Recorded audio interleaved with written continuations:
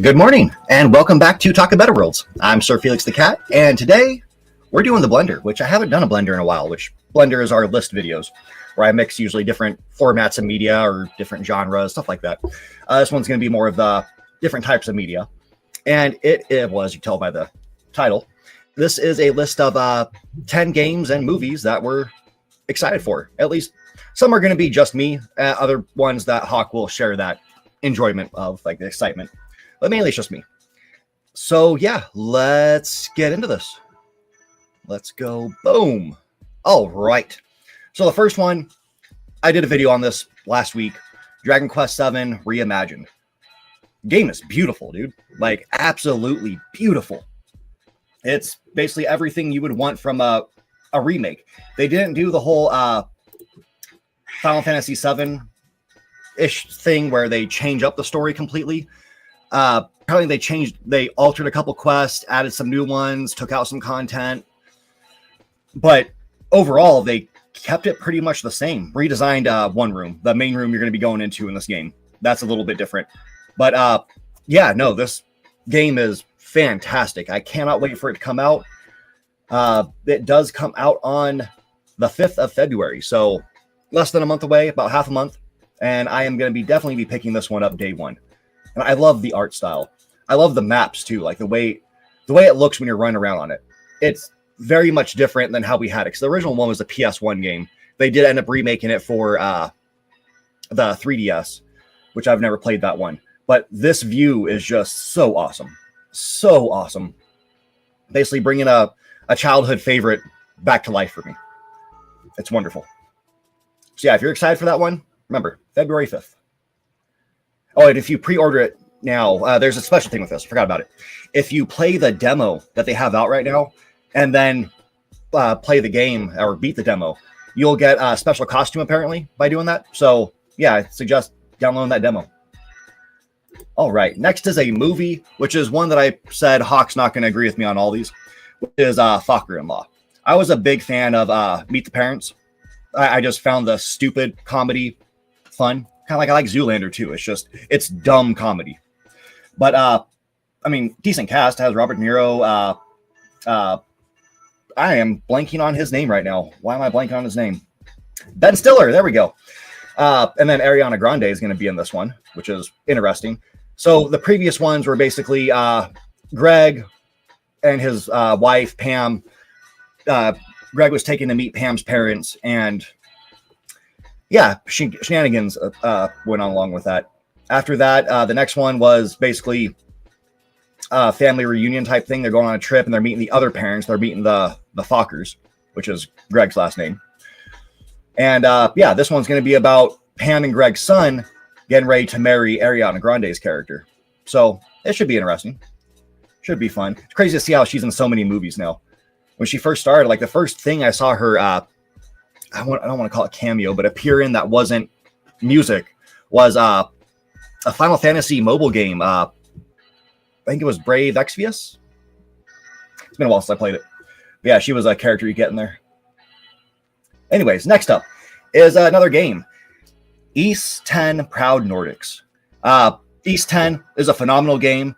They're basically doing the same thing that the Persona games do, where you get like the base game and it's crazy long, has a lot of content. Then they go ahead and make an upgrade edition. So this one is Proud Nordics. And yeah, it's going to have new content, more stories, and just more glorious Adol Christian to see the best sword fighter in all of gaming. This one I am super excited for. Comes out on the 20th of February. Definitely one to look forward to. And I mean, I've already played the first one, beat the original version of it. Usually when they do something like this in a game, it's worth go ahead, play the original one, even though it's going to be a bunch of hours for you, and then play the Ultimate Edition, essentially. So yeah, definitely I suggest checking them out. For a movie again, we have Masters of the Universe, which He-Man. I mean, He-Man's awesome. And I'm hoping they do a great job. This cast seems pretty stacked. I know people are going to be a little iffy on this one because Jared Leto plays Skeletor. I don't know how it's going to turn out. People didn't like his Joker, so him playing a villain might be a little, but who knows? I don't know who Nicholas Galatzine is. But it's also got Alison Brie, Kristen Wiig, Idris Elba, and James Purefoy, or Purefoy. I'm not sure how to say his last name, but he's been in a lot of stuff too. Underrated actor. I want to see him more. Yeah, that movie comes out on June 5th. Definitely looking forward to this one. Excited to see it. I mean, I grew up watching He-Man, so yeah, it's going to be like a kid's dream come true. Hopefully. Hopefully. Except for this picture, I'm hoping it's not real because it looks very AI for some reason. For another game, we have Pragmata, and this is one that I don't hear many people talking about and saying they're excited for. I just don't. Most people kind of like blow it off like, oh, it's just another Capcom throwaway game. But no, I'm totally all about this. Very sci-fi-esque. I'm not sure about the whole story because I haven't really looked into it. I like to go into games kind of more or less blind to an extent. But what I pick up from it is you're this big bulking dude in this like astronaut suit, and you're having to protect this little girl who has some sort of powers, which you can see here where it shows like weaknesses and all that stuff and where you can attack. So it's kind of like your Pit Boy if you're in Fallout. But it looks like it's also going to have kind of a horror vibe from this. There's another image that gives like that horror-ish vibe, sci-fi horror. But yeah, I am super excited for this. And when I was looking at this earlier before I started the show, I looked at this picture and I was like, my God, that's my sister if you just gave her blue eyes. Like that was my sister when she was 10 years old. Super crazy. Yeah, totally looking forward to this one. It looks awesome. And I mean, Capcom's usually decent with a lot of games. I like it. Capcom, when they keep doing games over and over like a series, it gets stale for me. Like Resident Evil, I dropped out of that after whichever one came out last. It was either 4 or 0. I can't remember which one came out before the other.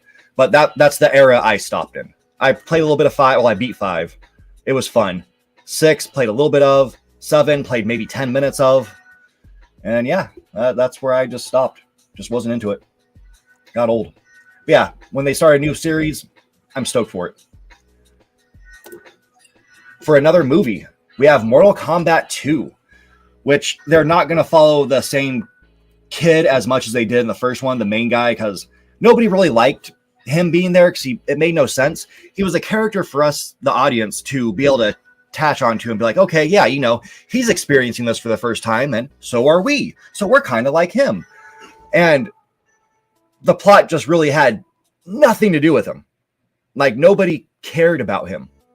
It was weird seeing him as the main character, and then he got that weird armor that just looked awkward. But yeah, this one's going to have Johnny Cage. So I am excited for that. I want to see how they portray him. Because he should be just almost an unbearable asshole. That's his role. But yeah, this movie comes out May 8th.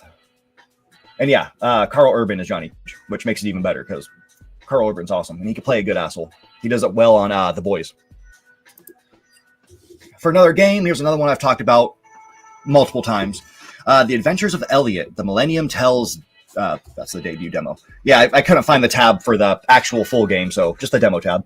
But if you're a fan of like the old school Zeldas and of like Final Fantasy Dragon Quest, this is 100% a game for you, especially if you like that Octopath Traveler's art style. But yeah, you play as Elliot, who is I'd call him a spell sword because he does magic and he uses like mainly sword fights. But and he looks like a red mage from Final Fantasy, which is perfect. But yeah, it's like that nice hack and slash Zelda combat. You also have this fairy, which I was hoping to see a picture of the fairy.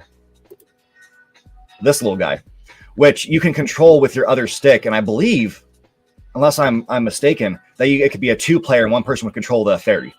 But you can throw the fairy at somebody to like stun them a little bit and then go through and like line it up to attack or kind of defend. If you're attacking a guy this way and a person comes up behind you, the fairy can protect you for a second until you have time to turn around and take out the other guy. Yeah, it's awesome. Definitely check out that demo. 100%. I've played through it multiple times and I absolutely love it. I cannot wait for this game to come out. And that comes out, I don't know if we have a date for that. I don't think we do. Oh, there it is. July 31st. Still so far away. So far away. Anyways, next one is The Odyssey, based on the old book, the story. I don't think it's a full book on its own. I think it's just a story. But yeah, it's a Matt Damon film. It has Elliot Page, Tom Holland, Robert Pattinson, Zenyatta, which is funny because Tom Holland's in it, so she's going to be in it. And then Mia Goth. I think there was, Anne Hathaway and John Berthnall. I don't know who this guy is. But yeah, I mean, that's a stacked cast. I usually on this channel just shit all over Tom Holland, but I'm excited to see him in this role because it looks like he's not going to play a little kid, which he has that vibe when you watch the Spider-Man movies. He's a little kid. That's his character. When you watch Uncharted, he's Nathan Drake if Nathan Drake was a little kid. It's just that vibe he gives off, and it annoys me. He's done a couple other movies, which, yeah, I've applauded him for that. He can do serious roles. But I'm excited to see him play like an adult-type character in an action film. That'll be nice. That'll be nice. This movie drops on July 17th. And it looks just absolutely epic. And I love the costumes. Like, they did a fantastic job with these costumes. Nothing looks super fake. A lot of fantasy, or I guess it is fantasy, but like medieval type movies, the armor looks like trash, and this looks pretty decent. I mean, everything looks brand new, which is except for his. His looks a little worn, but yeah, it's done very well. Everything design-wise is done very well, and it's Christopher Nolan, so it's going to be pretty interesting. Should be interesting. Next up, we have Lego Batman Legacy of the Dark Knight. If you like the Batman Arkham Asylum series, or Arkham series, definitely check this one out if you have not seen it before. It feels like it's straight from that. The combat looks like it's straight from that. When you fly around town, it looks like it was when you were gliding through Arkham City. But it's amazing. And Lego games are usually pretty fun. Yes, they're directed towards kids for the most part, but they are genuinely fun. I've played the Undercover Cop Lego game. I think it's just called Lego Undercover. I've played Lego City. I played some other Lego Worlds, I think it was. That one wasn't the greatest, but the PD one was. The Undercover. Love that game. And yes, like I said, directed towards little kids, but they are mad fun. And they usually have a little bit of humor that would go over a kid's head, kind of like Shrek movies. They're directed towards kids, but have humor for the adults as well. With, well, still being like inconspicuous enough to where kids won't pick up on it. But yeah, super excited for this one. This one drops this year. I don't think it has a date. Yeah, it just drops sometime this year. I'm hoping sooner rather than later, but if they need time to let it cook to make it better, let it cook. Let it cook. And then my last one. I've been waiting for this game for a few years now. I think it got announced in 2023. Deca Police by Level 5. A detective cyberpunk turn-based JRPG. Looks amazing. Absolutely amazing. Here's him in the digital world, because yeah, he puts on like a VR device and he goes into like the cyber world, which is savage. But it looks so good. So good. Love the art style, and it's Level 5. Level 5, yeah, they've made a bunch of little kiddie games like the yokai games. They've also made Rogue Galaxy back on the PS2. If you've never played Rogue Galaxy, try to find a way to play it. I believe it is on PSN. Yeah, it's on PSN. So yeah, check it out there if you have the PlayStation Plus program, whatever it is where you get to play the games. And yeah, you'll see why I like Level 5. They've done phenomenal things. I believe they also worked on Dragon Quest 8. Yeah, it should be Dragon Quest 8.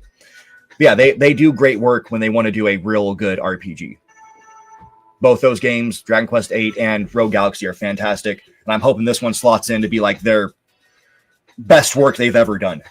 It's been delayed multiple times, but a delayed game doesn't instantly mean it's going to be a bad game. A delayed game just means, hey, we need to do more work on it. It was like, technically, Donkey Kong Bonanza was a delayed game. It started out its life as a Switch 1 game.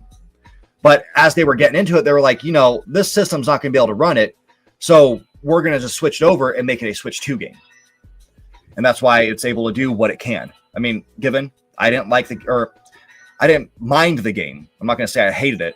I wasn't the biggest fan of it like a lot of people are. I think it was impressive for it being on the Switch, like a Switch device.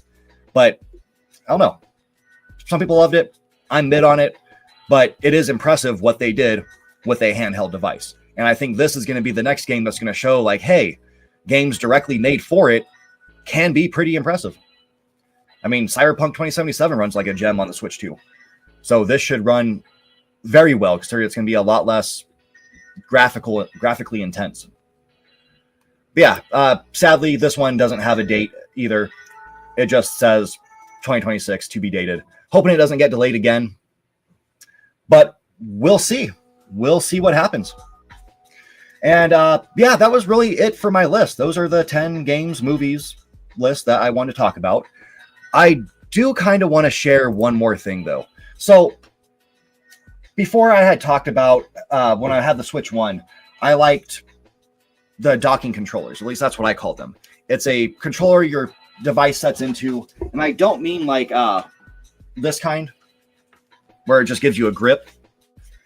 I like the ones that actually the buttons are on there, so I'm not using the Joy-Cons. Because, yeah, these Joy-Cons seem to be better than the Switch 1 Joy-Cons. But I was reading on Reddit over the weekend, somebody dropped theirs. It dropped from their hand down like a couple steps on their front porch. And the battery started to swell up.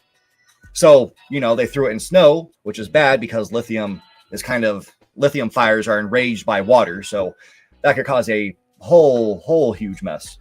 But I'm afraid I'm going to break it. I don't want to break my Switch 2 Joy-Cons.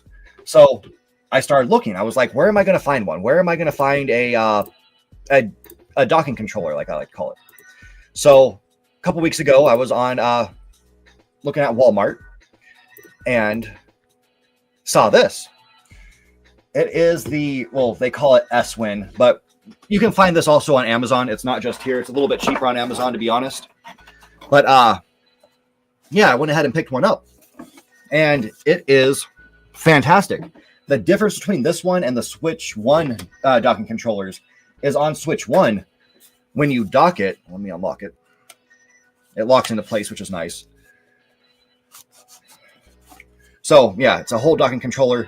The old ones had an actual docking port on it, which would be right here, which here they just have a little notch, if you can see it right there in the middle.